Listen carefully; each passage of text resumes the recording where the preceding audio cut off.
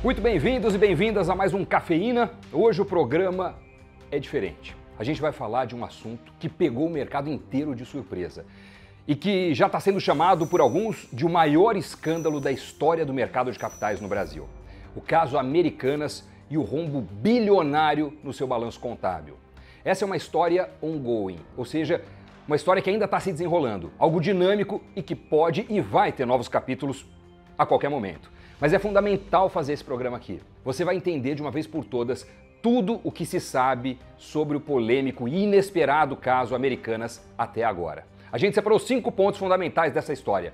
É, digamos assim, uma edição especial, extraordinária do Cafeína. O Sami não está comigo hoje, mas está acompanhando tudo sobre o assunto e amanhã ele já está de volta com a gente.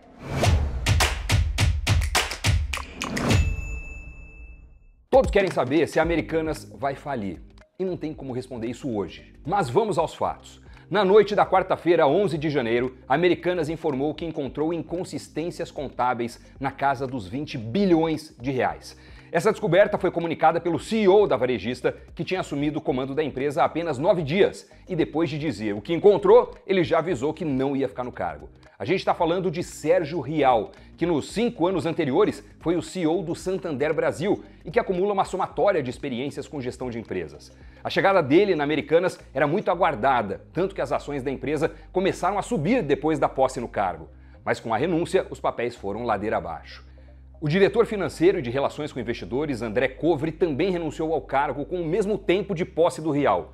E foi em uma reunião fechada feita pelo BTG Pactual, com acionistas e analistas, que o Rial explicou no dia seguinte ao anúncio do rombo como encontrou essas inconsistências em poucos dias. E para piorar, o rombo de 20 bilhões de reais foi indicado por Rial como uma cifra inicial, que precisava ser chancelada por uma auditoria externa. Então tanto poderia vir a ser mais como menos. No entanto, até a gravação desse vídeo, segundo a Americanas, ela é estimada em 40 bilhões de reais. Ou seja, a coisa só piorou. Então esse foi o primeiro fato. A Americanas tem um rombo contábil bilionário. Vamos lembrar que surgiu do nada, digamos assim, uma dívida que agora, segundo a Americanas, é de 40 bilhões de reais. E o valor de mercado da Americanas inteira, antes da divulgação da inconsistência contábil, não chegava a 12 bilhões de reais. Já o segundo fato é que esse montante saiu mesmo do caixa da companhia e estava lançado de forma errada. O dinheiro computado onde não era para estar. Eu explico. A Americanas tem milhares de fornecedores. Suponha que o fornecedor de panelas vendeu um lote por R$1.000 e a Americanas ofereceu 6 meses para pagar esse fornecedor. Mas o fornecedor achou ruim esse prazo tão longo. Daí, para resolver isso, a Americanas contratou um banco para pagar esse fornecedor de panelas em apenas 30 dias. Só que em vez de pagar os R$1.000, o banco paga, digamos, R$850 direto para o fornecedor. O valor menor é pela antecipação do dinheiro. E quem paga a fatura inteira de R$1.000 diretamente para o banco no futuro é a Americanas. Ou seja, o banco recebe uma taxa por esse adiantamento e quem tem que pagar por ela é a Americanas. Esse valor, no caso dos R$1.000, deveria ser lançado como uma dívida feita pela Americanas junto ao banco, mas a varejista não contabilizou o montante como dívida e nem a diferença de R$150, que são os juros pelo adiantamento, como uma despesa financeira. Não foi isso que ela fez. No final, tudo estava marcado lá na Americanas como uma conta de fornecedor, porque fica mais bonito no balanço custo com fornecedor do que dívida. Nesse segundo caso, há uma redução no patrimônio líquido da empresa, o que afeta o lucro, e o mercado premia as empresas lucrativas, não as endividadas. E esse é o terceiro fato a saber do caso. Tanto que no dia seguinte da descoberta do rombo, a ação AMER3 amargou um tombo de 77%. Quando é que você se lembra de ter ouvido que uma empresa desabou 77% em um único dia na B3? De lá para cá, mais perdas foram registradas, já que o patrimônio líquido da empresa está todo errado. E com isso, bancos e credores da Americanas estão questionando sobre essas dívidas e pedindo o pagamento antecipado das faturas em aberto.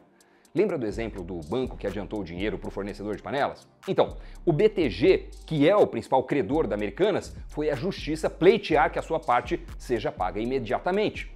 Em processo, num documento duríssimo que eu sinceramente nunca tinha visto, com essa contundência e essas palavras, mesmo em situações parecidas, o banco acusa a varejista de fraude e argumenta que ela não deveria receber proteção contra os credores.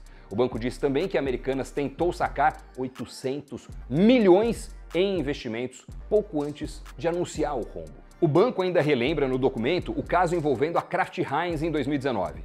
Naquela época, a Kraft foi obrigada a fazer um ajuste patrimonial em 15,4 bilhões de dólares e pagar uma multa de 62 milhões de dólares. A empresa é do trio da Ambev, Jorge Paulo Lemann, Marcel Telles e Carlos Alberto Sicupira. Eles são também os acionistas de referência da Americanas há 40 anos e detêm 31% do capital da empresa. Hoje, eles não são mais os controladores da varejista, mas foram até 2021. E a gente está falando de um caso absolutamente crítico, que o maior credor chama de fraude e que vinha acontecendo há muitos anos. Como o juiz do caso não deixou embargar as contas da Americanas e nem adiantar o pagamento dessas dívidas por pelo menos 30 dias, será nesse espaço de tempo que a varejista deve avaliar se faz o pedido de recuperação judicial ou como pretende aumentar o seu capital para quitar os débitos. Analistas avaliam que para ganhar liquidez será preciso uma violenta injeção de dinheiro, e isso poderia ser capitaneado pelo famoso trio de investidores. Eles anunciaram a injeção de 6 bilhões, mas dado o volume das dívidas da Americanas, o mercado achou pouco. Então seria preciso que entrasse também o dinheiro por parte de bancos. Mas quem vai emprestar? Outra possibilidade seria a venda de 2 dos seus ativos, a parceria com a Vibra e o seu hortifruti natural da terra. Mas se nada disso acontecer, a saída mais provável é o pedido de recuperação, como aconteceu no caso da Oi. Esse pode ser o caminho mais provável dado o número de credores e o volume brutal da dívida. Mas se isso acontecer, as ações da companhia saem do Ibovespa, o que acarreta em perda de liquidez. Isso aponta para o quarto fato dessa thread. A relação com os bancos estaria completamente manchada. Fornecedores começariam a interromper os seus negócios com Americanas por medo de não receber.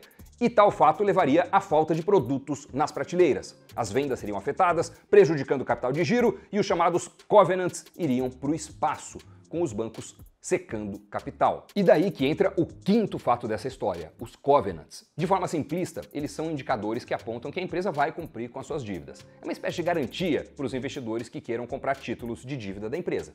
Então, se o mercado fala de estouro de covenants, isso indica que a companhia pode não cumprir com as garantias por conta da mudança desses indicadores.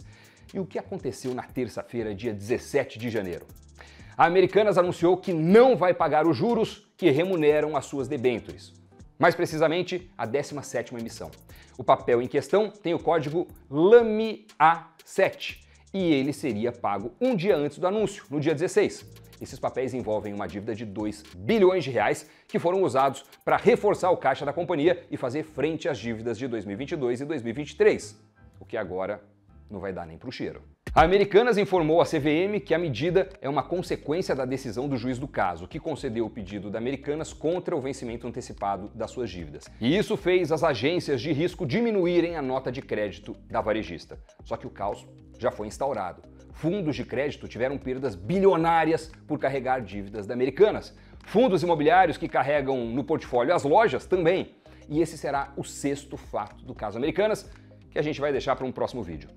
O resumo, pessoal, em português claro, é que ao que tudo indica, e pelo que se sabe até agora, no momento dessa gravação, por anos os executivos da Americanas teriam fraudado as demonstrações financeiras, maquiando um rombo colossal. E ao longo desses anos foram remunerados com bônus baseados em lucros que, na verdade, não existiram, ou pelo menos não na proporção que o balanço apontava. Tá entendendo o tamanho dessa ronca?